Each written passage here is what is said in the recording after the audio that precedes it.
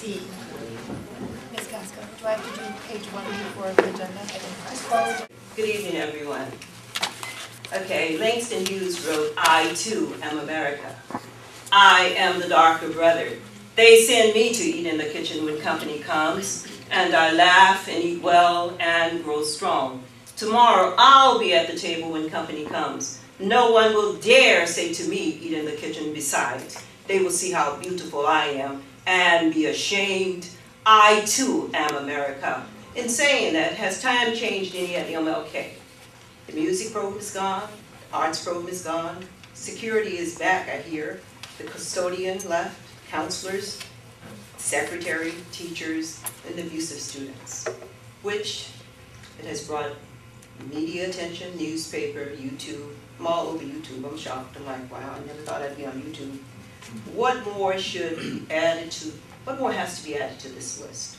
Why should the community have to suffer the unprofessionalism at MLK, knowing this is not happening at other schools? Boyle, AP Jeannie, Uber, Marina, Francisco. This principal has hurt so many people. What will it take? Has any one of you reached out to one person to find out how are they doing? One of you. Have any of you thought about what has happened to 17 people versus your one principal? I don't get this picture. What has to happen? By the way, there's not much representation, African American representation inside the school, so you guys are looking for jobs outside. What's wrong with the picture here? Come on, you guys, wake up. What's wrong with this picture? You give us 2 minutes to speak. It's like, yeah, you can speak for 2 minutes, but what happens? 2 minutes, that's it. What about the issues? What about the pain? What about the suffering? Reach out and touch somebody. There goes that bell again. That means my time is up again, 2 minutes? What's wrong with this picture? Come on, you guys, do something. Thank you. Moving on now. And now we are now moving on to our next item. Well, I'm sorry, but I couldn't find a park to get here, a lot of traffic, and I wanted to speak on what this young lady was speaking on, and I went to get a speaker card. I didn't know the time was up. I live in Bayview Hunters Point, and I've been a taxpayer since 1968, and I just wanted to say a few words about Dr. Jackson, thank you very much. Oh, at least you know I'm Dr. Jackson. Yes, that's I do good. know you're Dr. Jackson. I'm very sorry, but I did read out the rules at the beginning of the meeting. You can change the rules. You can allow other people to speak. There are a couple of other people that put in cards. Let her speak. I'm going to move on to our next item. You can let her speak. Let her speak. And when the Let her speak. calm again, we will resume the meeting. My name is Dr. Espanola Jackson, and I would like to say that I am a product of this unified school district. My mom came here in 1943, and what I've been seeing with the school district for the last 70 years is there's no learning for children of color. And it's a crying shame that we pay our taxes and we pay to the school district. And when we have 80% of our black children or youth from our area not being able to graduate, that's a crime. It's nothing but a crime. And when I see when the President of the United States wants to give money for our children to learn different languages as well as algebra, and I see where California want to stop algebra from students in the 8th grade, you know, how are you going to expect the young people in this city to be able to get jobs later on when I myself, as a student, when I came here, they sent me to a school on Hayes Street. Some of you might know where that school is. It's a park right across the street. I had never known about Down syndrome. So I'm giving you history of 1943. And they sent me there and I saw this big tortoise on the ground. I had never seen a tortoise in my life. And I'm looking at this tortoise. All of a sudden I looked up and here was 3 girls coming toward me in blue uniform. And when I saw them, I started screaming and hollering because I thought they were zombies, because I had seen zombies in the movie that come and eat people. So I started crying, and this is a true story. I started crying. They took me to the principal's office, and I finally settled down. And as I settled down, all of a sudden, here come a girl into the principal's office, and I start screaming again. They sent me to a school over there off of Geary, not far from where I lived. I lived at 2478 Geary Street. There, I was in the 5th grade, mind you. But because I was advanced for the students that was there, they sent me to Girls High. They skipped me from the 5th to the 7th grade. And I was in a classroom, and I thought, you know, they were saying special ed, and I'm thinking I'm some special child. Not knowing, and this is a fact, not knowing it meant special ed, no education. That's right. No education. That's right. They moved me from the 5th grade to the 10th. My aunt passed in Texas. I went there, and I'm in the 10th grade, mind you, and they had gotten my records from San Francisco, and they saw where I hadn't had English or algebra. So they says to me, we're going to have to put you back to the 9th grade because you haven't had English or algebra. In order to go to college, that's what you have to have. Well, my people were sharecroppers, pick cotton. None of them was educated. My grandmother died signing her name with an X. My mother, none of her sisters or brothers went to school because my grandmother believed in picking cotton.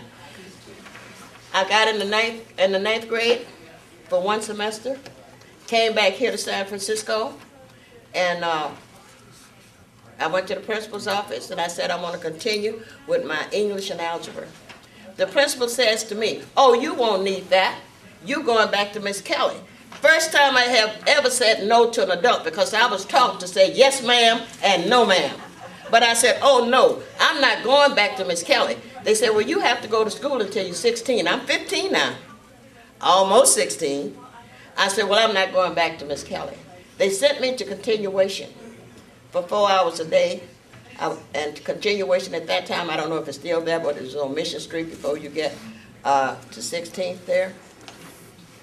I took cooking, first class, and I took typing, the second class, 2 hours in each class. I'm just doing this on the keyboard, right?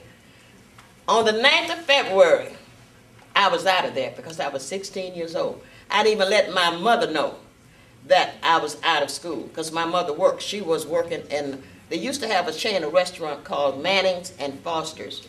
My mother retired at Foster's. But she did not know I was not in school. I would leave like I'm going to school. My mom would go to work. But I learned from other things, watching TV, reading the newspaper. And I became the California State President of the Welfare Rights Movement. And I had 25 students from Berkeley to be with me and to work with my groups that I had organized. Do you know those students are the one that taught me words?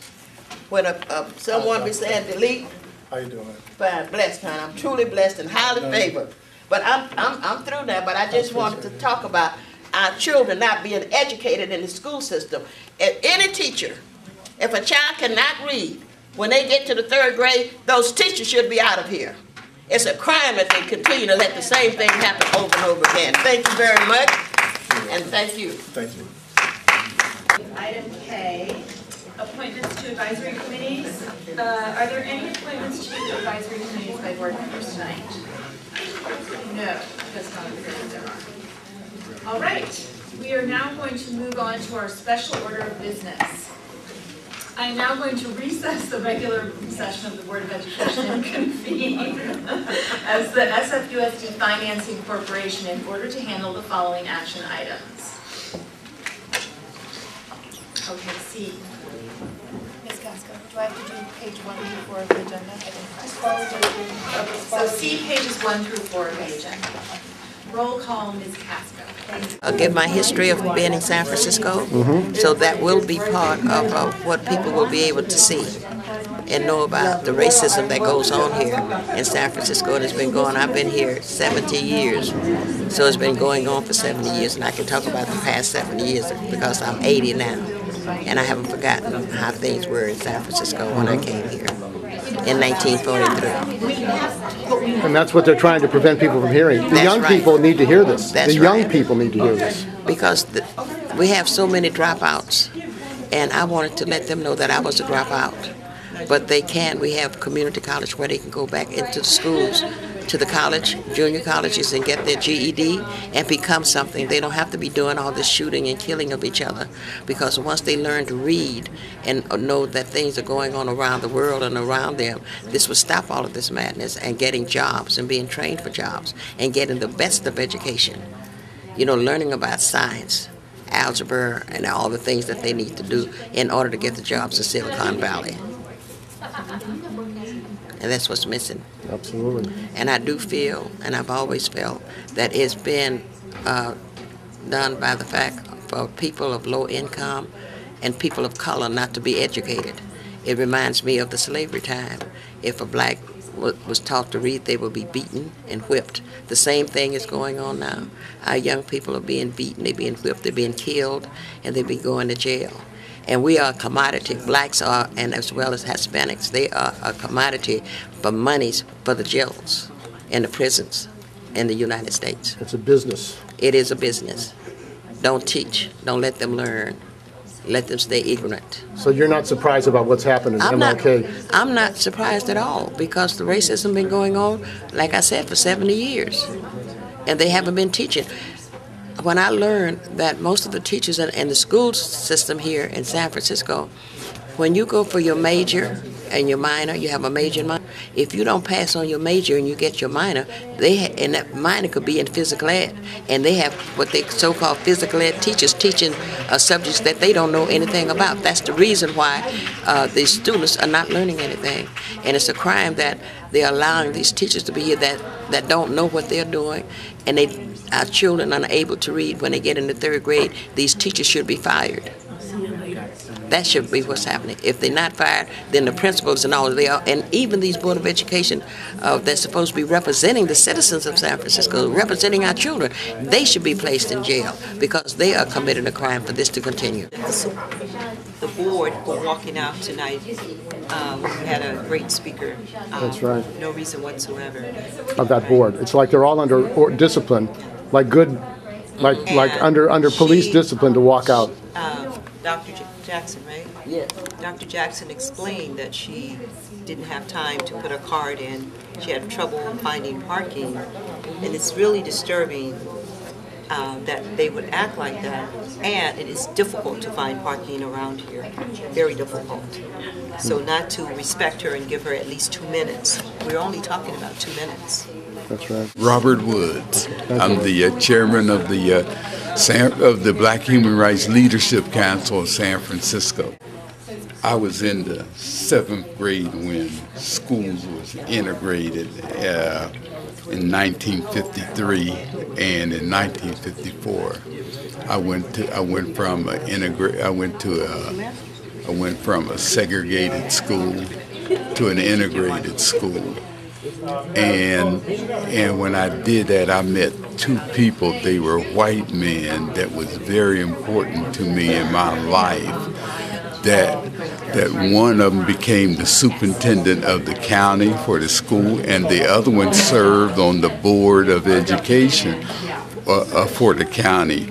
And so these gentlemen became very important to me in my life, and I put a lot of trust into the Board of Education in terms of what they should be doing, and the exposure that I got from being a kid from West Virginia. Out of my graduating senior class, only 5 of us was black out of 250. So that meant that I've been around white people a long time. And when I look into this group of people's eyes, I don't see sensitivity. I see they are all bucking to see what job will they get next. If they was interested in the community would not be the way it is right now. So I say this city needs to wake up. The city need to wake up. They have not really had anybody on their backs about the way they treat the people here, especially in Bayview Hunters Point. They need to wake up, and this is something that needs to be talked about, not just out here in the lobby. It needs to be talked about in the room in there. And at City Hall. If they don't do it here and at City Hall, then our whole efforts, the community, you can just might as well start writing eviction notices right now. All of them will be gone out there. Thank you, sir. Thank you. What's your name? What's going on? Then they want to send me, so I went down to Unified and made a complaint down here, and they still tell me, oh, we can't do nothing yet. So I go over to Pupil Services. She said, well, I can't do anything. You have to let the school make it for a safety issue. Well, if I can't get the school to file a police report, why would it be a safety issue with them? I mean, they all need to be out of here. I felt the principal at the school needs to be, something needs to happen with him, all of them. Because I asked the vice principal, I said, aren't you going to call the police? And I kept coming up there every day. And he finally said, well, you wasn't here when the police came, so we didn't do a report. But your principal should have did a report because she knew everything was going on. Something needs to happen with these people. And then they want him to go to a different school. Yeah, they mentioned Martin Luther King. And I said, oh, something going on, Martin Luther King. You can't go there.